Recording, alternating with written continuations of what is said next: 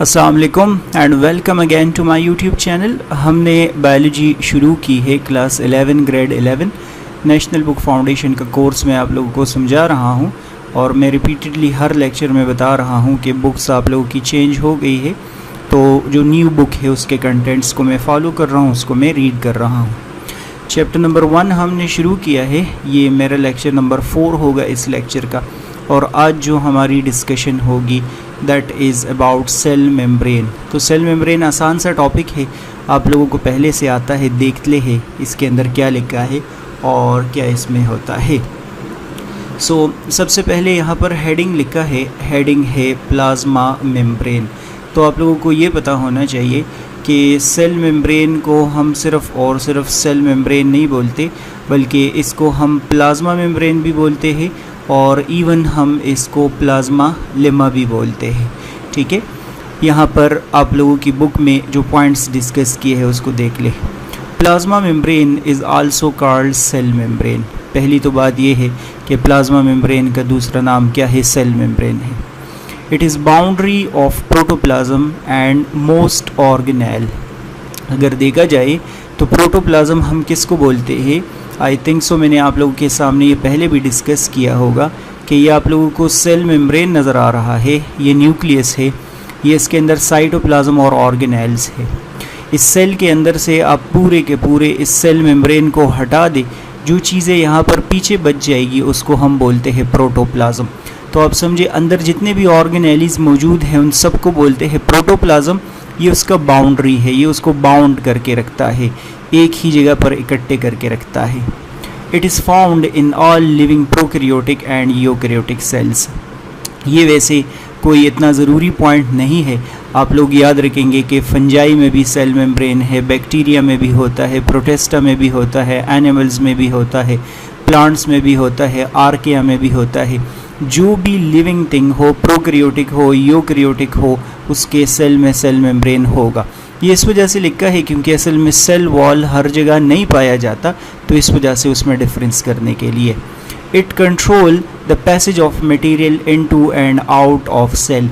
अगर in case कहीं पूछा जाता है आपसे कि सेल वॉल जो है वो पैसेज ऑफ मॉलिक्यूल्स को कंट्रोल करता है, आप बोलेंगे नहीं, क्योंकि सेल वॉल क्या होता है, हमने पढ़ा था कि वो फ्रीली परमेएबल होता है। फ्रीली परमेएबल का मतलब होगा कि वो सब चीज़ों को अलाउ कर रहा होता है।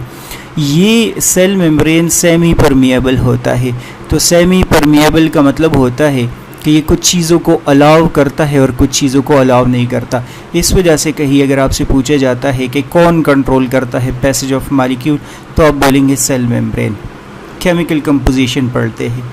Chemically plasma membrane consist of 60 to 80% protein, 20 to 40% lipids and small quantity of carbohydrate. इस लाइन से आप लोग सिंपल एक कंक्लूजन अखज़ कर सकते हैं कि सेल मेम्ब्रेन 3 चीज़ों से बना है, जिसमें से एक को हम प्रोटीन बोलते हैं, दूसरे को हम लिपिड्स बोलते हैं, तीसरे को हम कार्बोहाइड्रेट्स बोलते हैं। यू नीड टू रिमेंबर कि प्रोटीन सेल मेम्ब्रेन के अंदर सबसे ज़्यादा होते हैं।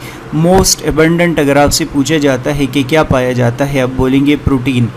20 to 40% लिपिड्स होते हैं। डायग्राम जब आप लोग बनाते हैं तो लिपिड्स ज़्यादा दिखते हैं, लेकिन आप लोग याद रखेंगे कि प्रोटीन ज़्यादा होते हैं। और कार्बोहाइड्रेट ट्रेसेस में होते हैं। ट्रेसेस का मतलब इंतहाई ज़्यादा स्मॉल अमाउंट, क्योंकि आप लोग देख लें 60 और 40 या ये तो 100% बना देते हैं, तो ये इंतहाई ज़्यादा क्या होंगे, स्मॉल अमाउंट में होंगे। इस वाले लाइन से अगर इनकेस कोई क्वेश्चन आएगा तो वो पूछेगा कि most abundant biomolecule cell membrane में क्या है, आप बोलेंगे प्रोटीन है। हमने ये तो डिस्कस किया है कि सेल मेम्ब्रेन में प्रोटीन, कार्बोहाइड्रेट और लिपिड्स है, लेकिन अरेंज कैसे है, तो हम इसका अरेंजमेंट पढ़ते हैं। इसका मतलब हम इसका स्ट्रक्चर डिस्कस करते हैं कि ये सारी चीज़ें यहाँ पर कैसे अरेंज होगी। स्ट्रक्चर ऑफ प्लाज्मा मेम्ब्रेन हम पढ़ लेते हैं। Fluid mosaic model of plasma membrane. याद रखना है आप लोगों ने कि सेल मेम्ब्रेन के स्ट्रक्चर को एक्सप्लेन करने के लिए एक मॉडल है और उस मॉडल को हम बोलते हैं फ्लूइड मोज़ेक मॉडल। तो अगर इनकेस आपसे कोई पूछता है कि फ्लूइड मोज़ेक मॉडल क्या होता है, अब बोलेंगे सेल मेम्ब्रेन के स्ट्रक्चर को एक्सप्लेन करने के हवाले से मॉडल है। The model proposes that membrane is phospholipid bilayer in which protein molecules are either partially और होली एम्बेडेड। जो फ्लूइड मोज़ेक मॉडल है इसके मुताबिक सेल मेम्ब्रेन के अंदर जो लिपिड्स होते हैं उसने क्या बनाया है, उसने फॉस्फोलिपिड बाइलेयर बनाया है। इसका मतलब लिपिड्स के 2 लेयर्स बनाए हैं और उन लिपिड्स के 2 लेयर्स के अंदर प्रोटीन मौजूद होते हैं। यहाँ पर अगर इनकेस ये डायग्राम आप लोग देख ले तो ये देखिए, ये लिपिड का आप लोगों को एक लेयर नज़र आ रहा है और ये लिपिड्स का आप लोगों को दूसरा लेयर नज़र आ रहा है। लिपिड्स के बाई लेयर हो गए, 2 लेयर हो गए और इसके अंदर आप लोग देख ले ये प्रोटीन एम्बेडेड है, ये वाला प्रोटीन आप लोगों को नज़र आ रहा है एम्बेडेड है। तो प्रोटीन या तो दोनों लेयर्स में कम्प्लीटली एम्बेडेड होगा या पार्शियली मीन हाफ उसके अंदर मौजूद होगा। The protein are scattered throughout the membrane in an irregular pattern just like iceberg float in the sea। याद रखना है कि फ्लूइड मोज़ेक मॉडल में आप लोग ये जो मोज़ेक लफ्ज़ पढ़ते हैं तो मोज़ेक लफ्ज़ बोलते हैं रैंडम को। तो इसमें यहाँ पर आंसर करने की कोशिश की है कि प्रोटीन का there is no specific location in the cell membrane. ये प्रोटीन सेल मेम्ब्रेन के अंदर फ्लोट करते रहते हैं, इधर उधर जाते रहते हैं, इस वजह से इसका रैंडम पैटर्न होगा, रैंडम लोकेशन होगा। ऐसे ये फ्लोट करते हैं जिस तरह सी के अंदर, समंदर के अंदर आइसबर्ग या आइस का एक बड़ा टुकड़ा जो है वो इधर उधर जा रहा होता है। सो बस इससे ये कंक्लूजन आप लोग अखज़ कर ले कि सेल मेम्ब्रेन के अंदर प्रोटीन का कोई स्पेसिफिक लोकेशन नहीं होता। The pattern of distribution of protein can vary from membrane to membrane and also vary on both surface of the membrane। आप लोग देखें ना कि ये एक साइड है सेल मेम्ब्रेन का और ये दूसरा साइड है सेल मेम्ब्रेन का, तो इस साइड पे भी प्रोटीन होंगे और इस साइड पे भी प्रोटीन होंगे। अब चूंकि आप लोगों ने डिस्कस किया कि प्रोटीन का जो डिस्ट्रीब्यूशन है वो तो कम्प्लीटली रैंडम है, चूँकि वो रैंडम है तो जाहिर सी बात है कि हर जगह सेल मेम्ब्रेन क्या होगा, डिफरेंट होगा। दोनों सरफेसेस पे भी सेल मेम्ब्रेन क्या होगा, डिफरेंट होगा। The cell membrane is about 7 nanometre thick. अगर आप लोग नोट कर ले तो ये ऑलमोस्ट सेल वॉल से भी समहाउ आप कह सकते हैं कि इसका डायमीटर ज़्यादा है। ये असल में इस वजह से क्योंकि इसमें 2 लेयर्स होते हैं, बाई लेयर आप लोग इसमें डिस्कस कर रहे होते हैं। इस वाले पैराग्राफ से आप लोग क्या कंक्लूजन अखज़ करेंगे, इससे एक कंक्लूजन तो आप लोग ये अखज़ करें कि सेल मेम्ब्रेन में लिपिड का बाई लेयर होता है। दूसरा आप लोग डिस्कस करेंगे उसमें प्रोटीन जो है फ्लोट कर रहे होते हैं, प्रोटीन का कोई फिक्स्ड लोकेशन नहीं होता। प्रोटीन या तो सेल मेम्ब्रेन में पार्शियली एम्बेडेड होते हैं या कम्प्लीटली एम्बेडेड होते हैं और सेल मेम्ब्रेन का जो डायमीटर है वो 7 नैनोमीटर होता है। नेक्स्ट लिखा है the lipid part of the plasma membrane consist of 2 layers by layer of phospholipid which are arranged in such a way that their hydrophobic ends face each other while hydrophilic ends are appeared on the surface। इस diagram के अंदर बात कर रहे हैं कि जो lipids की हमने बात की है ये सेल मेम्ब्रेन के अंदर इस अंदाज में मौजूद होते हैं, बाई लेयर उन्होंने बनाया होता है। ये देख ले, ये भी लिपिड का बाई लेयर, लिपिड का लेयर है और ये भी लिपिड्स का लेयर है। चूँकि लिपिड्स दोनों साइड पे है तो इसको बोलते हैं बाई लेयर। फिर बोला है कि लिपिड्स इस अंदाज में अरेंज है कि इसके जो हेड्स होते हैं, ये जो सर्कल्स मैं अभी बना रहा हूँ ये इनके हेड है। इन हेड को हम बोलते हैं हाइड्रोफिलिक है। हाइड्रोफिलिक मीन कि ये वाटर लविंग है, वाटर के साथ ये इंट्रैक्शन करते हैं। और अंदर आप लोग ये टेल देख रहे हैं, ये वाले जो अंदर की तरफ आप लोगों के ऐसे ऐसे लाइंस नज़र आ रहे हैं, ये इसके टेल्स है, ये हाइड्रोफोबिक होते हैं। तो यहाँ इस सेंटेंस में क्या लिखा है कि जो हाइड्रोफोबिक एंड्स होते हैं वो ईच अदर फेस करते हैं।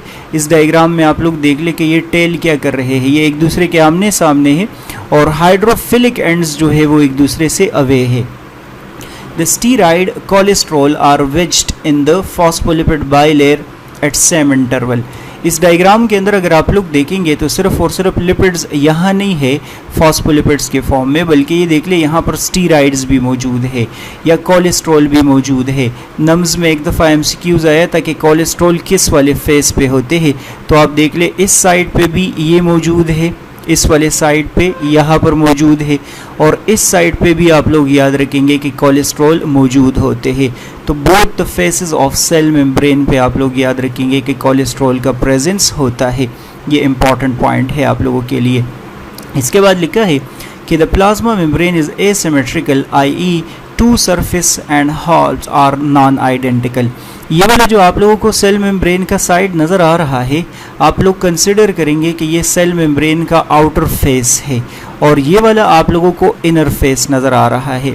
तो असल में इसकी बात कर रहे हैं कि सेल मेम्ब्रेन का जो आउटर फेस होता है और सेल मेम्ब्रेन का जो इनर फेस होता है, ये दोनों सेम नहीं है, ये वाला अलग है और ये वाला अलग है।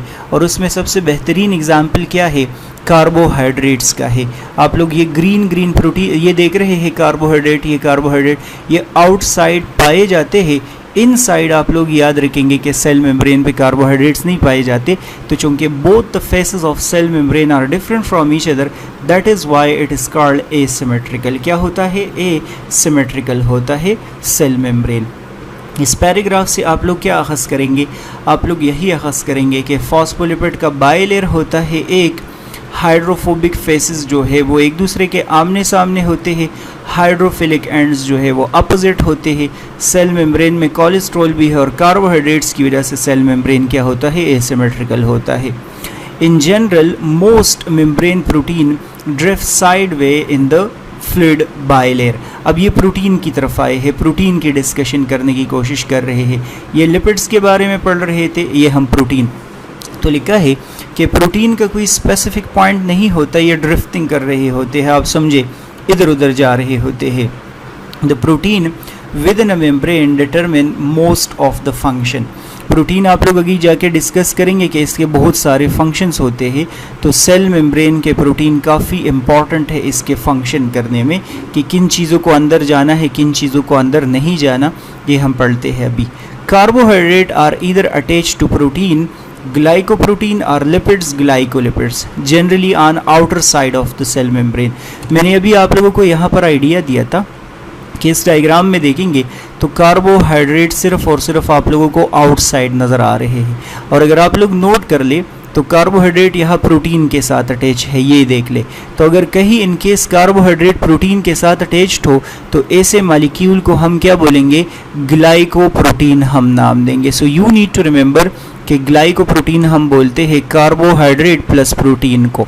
और अगर कहीं इनकेस ये कार्बोहाइड्रेट है, ये देख लीजिए यहाँ लिपिड्स के साथ अटैच्ड है, तो कहीं अगर कार्बोहाइड्रेट लिपिड्स के साथ अटैच्ड हो तो इसको बोलते हैं ग्लाइकोलिपिड्स। ग्लाइको का मतलब कार्बोहाइड्रेट, लिपिड्स का मतलब लिपिड, ग्लाइको का मतलब आप लोग ग्लूकोज ले जो कार्बोहाइड्रेट होता है। नेक्स्ट डिस्कस किया है कि filaments of the cytoskeleton are also present on the inner surface of the membrane, they support the membrane. ये तो वैसी एक बात है, आप लोग डिस्कस करेंगे कि सेल का जो इनसाइड होता है, सेल के इनसाइड साइटोस्केलेटन होता है। साइटोस्केलेटन एक अलग टॉपिक है, हम डिटेल में डिस्कस करेंगे। और साइटोस्केलेटन के कुछ स्ट्रक्चर्स होते हैं, उनको हम बोलते हैं फिलामेंट्स, ठीक है, इंटरमीडिएट फिलामेंट्स या दूसरे फिलामेंट्स। तो लिखा है कि ये सिर्फ और सिर्फ इनसाइड पे मौजूद होते हैं, ये फिलामेंट्स ऑफ साइटोस्केलेटन है, ये वाले। ये खैर आसान है, उसकी कोई ज़रूरत नहीं है। अच्छा, आगे क्या डिस्कस किया है, the lipid part of plasma membrane control the fluidity of the cell membrane। now this is most important idea you need to remember। हमने डिस्कस किया है कि फ्लूइड मोज़ेक मॉडल है। तो अगर इनके हिसाब से कोई पूछता है कि फ्लूइड मोज़ेक मॉडल में मोज़ेक लफ्ज़ कहाँ से आता है, आप बोलेंगे प्रोटीन से आता है। और फ्लूइड लफ्ज़ कहाँ से आता है, आप बोलेंगे लिपिड से आता है। सो आप लोग याद रखेंगे कि जो लिपिड्स होते हैं ये सेल मेम्ब्रेन को क्या प्रोवाइड करते हैं, फ्लूइडिटी प्रोवाइड करते हैं। कहीं अगर इनके इस पेपर में आता है कि लिपिड क्या प्रोवाइड करते हैं, आप बोलेंगे फ्लूइडिटी प्रोवाइड करते हैं। When the concentration of unsaturated fatty acid in phospholipid become greater, the lipid bilayer become more fluid, like that makes cell membrane more flexible। Now you need to remember, हमने discuss किया कि lipids क्या provide करते हैं, fluidity to the cell membrane provide करते हैं। अगर इनके हिसाब से पूछा जाता है कि कौन से लिपिड्स, तो आप बोलेंगे कि अनसैचुरेटेड फैटी एसिड्स जो होते हैं या अनसैचुरेटेड टेल्स जो होते हैं फॉस्फोलिपिड के, वो फ्लूइडिटी प्रोवाइड करते हैं। अगर किसी सेल मेम्ब्रेन में अनसैचुरेटेड फैटी एसिड का कंसंट्रेशन ज़्यादा हो जाए तो आप समझे कि उसकी फ्लूइडिटी क्या हो जाएगी, बढ़ जाएगी। आप समझे वो मोर फ्लेक्सिबल हो जाएगा। The cholesterol helps to stabilize the lipid bilayer. It also restricts entry and exit of polar molecules and ions। याद रखना है आप लोगों ने कि सेल मेम्ब्रेन को फ्लूइडिटी अनसैचुरेटेड फैटी एसिड तो प्रोवाइड कर सकता है, लेकिन सेल मेम्ब्रेन कहीं ज़्यादा फ्लूइड ना हो, कहीं कम फ्लूइड ना हो, इससे बचने के लिए कोलेस्ट्रॉल मौजूद होते हैं। कहीं बहुत ज़्यादा फ्लूइड बन गया तो सेल मेम्ब्रेन डैमेज हो जाएगा, कहीं बहुत कम फ्लूइड बन गया तो आप लोग देख लें कि सेल मेम्ब्रेन क्या हो जाएगा, वो आप बोले कि क्या इसको बोलते हैं कि कम फ्लूइड बन जाएगा, डैमेज हो जाएगा। तो ये कोलेस्ट्रॉल डिसाइड कर रहा होता है कि सेल मेम्ब्रेन को इकट्ठे रख के ज़्यादा वो ना हो, ये ना हो। अच्छा, और लिपिड बाइलेयर सिर्फ और सिर्फ ये नहीं करता कि वो इसके फ्लूइडिटी प्रोवाइड करता है, ये बाकायदा बहुत सारे मालिक्यूल्स को भी रोकता है।